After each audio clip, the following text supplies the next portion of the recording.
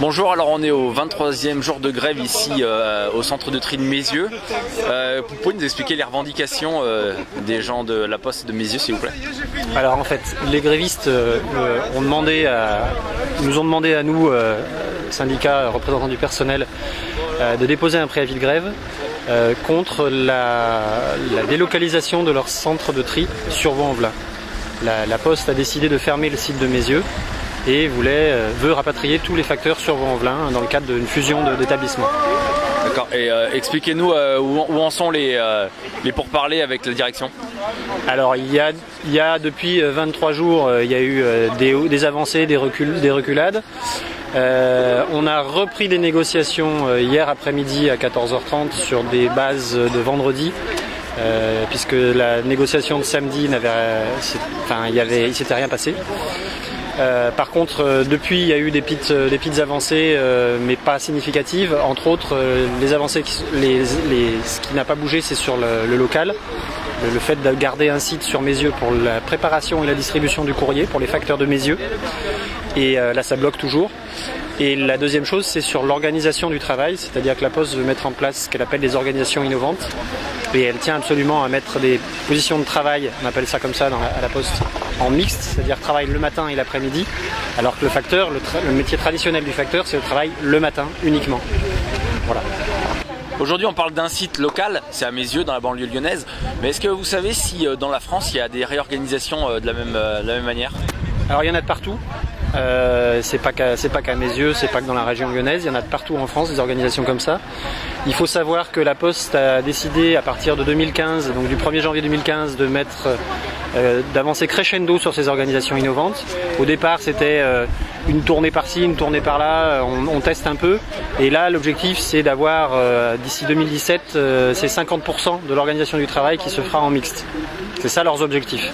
Donc on en est loin aujourd'hui, mais là on sent bien avec mes yeux que c'est un ballon d'essai pour voir comment ça va réagir.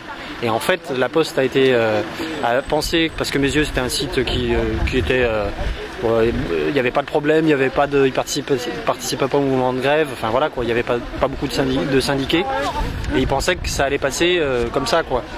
Et en fait, non, les grévistes ont dit non, il n'est pas question qu'on serve de ballon d'essai et c'est pour ça qu'ils se sont mobilisés. D'accord. Quelles seront les répercussions sur les gens, sur le monsieur et madame tout le monde? Est-ce qu'il y aura une répercussion? Alors il y a une répercussion directe. À partir du moment où le centre de tri de Mézieux ferme, ça veut dire que pour les recommander, les paquets, il va y avoir un délai supplémentaire pour pouvoir les récupérer, puisque ça veut dire que tout va être ramené à Vaux-en-Velin.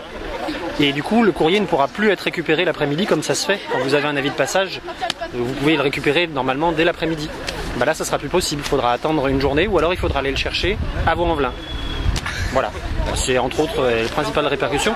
Ce qu'on peut dire aujourd'hui, c'est que la Poste communique évidemment que tout va bien, que le courrier est distribué. Encore hier, on était chez un entrepreneur qui nous expliquait que ça faisait 10 jours qu'il n'avait pas eu de courrier. Et on a appris par des clients qui viennent sur le piquet de grève régulièrement prendre des nouvelles, soutenir les grévistes. Il faut dire que c'est un mouvement qui est vraiment populaire auprès des Majolans. Et ils les soutiennent vraiment, voilà. Et ils nous expliquaient qu'il y avait des courriers qu'ils n'avaient pas reçus, des paquets de Noël qui ne sont pas arrivés. Enfin voilà quoi, c'est le mouvement a un vrai impact sur la distribution du courrier et des colis sur Mézieux. Tout ça au nom de l'économie quoi. C'est ça, exactement. L'objectif, derrière, il y a probablement une opération immobilière en jeu sur le site actuel, mais c'est pas très clair. C'est pas très clair ce qu'ils veulent faire. En tout cas, ce qui est sûr, c'est qu'il y a une volonté de casser le collectif, et c'est aussi contre ça que les agents de Mézieux se battent. C'est que leur objectif, c'est de rester ensemble, dans des bonnes conditions, et ils veulent surtout pas être séparés. Et là, ce qui se passe, c'est que le collectif de travail va être explosé entre Vaux-en-Velin, Mézieux, des gens qui vont être livrés à eux-mêmes sur Jonc, Pusignan, les communes desservies par Mézieux. Bon, c'est bientôt l'année 2015. Qu'est-ce qu'on souhaite au gouvernement pour l'année 2015? Oula, alors je fais pas de politique, donc je me garderai bien de faire des vœux sur ce domaine-là. Non, moi ce que je souhaite, c'est que la Poste, donc derrière c'est le gouvernement, puisque la Poste dépend de l'État, que la Poste prenne le temps de mettre en place ces organisations. On est conscient qu'il y a des évolutions économiques, baisse de trafic, des choses comme ça.